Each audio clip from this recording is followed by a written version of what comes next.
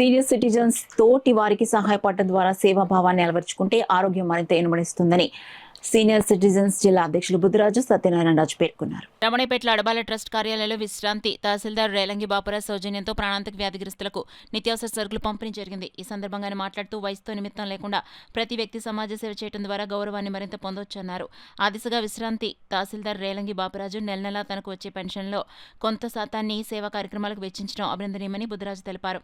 ఈ కార్యక్రమంలో Adabala Ratnaprasad, Sirisha Prasad Naidu, G Krishnamohan, yes Shri Nagesh తదితరులు పాల్గొన్నారు.